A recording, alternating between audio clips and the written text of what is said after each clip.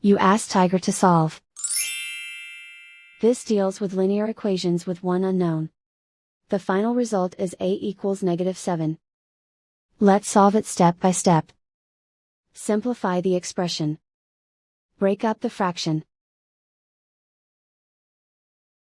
Simplify the arithmetic. Isolate the a. Multiply both sides by 4a. Expand the parentheses. Multiply the coefficients.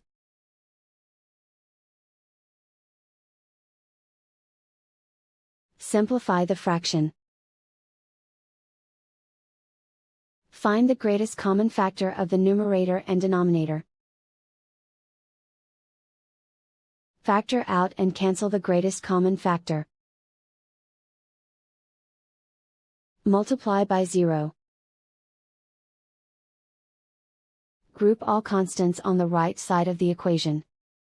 Subtract 7 from both sides. Simplify the arithmetic.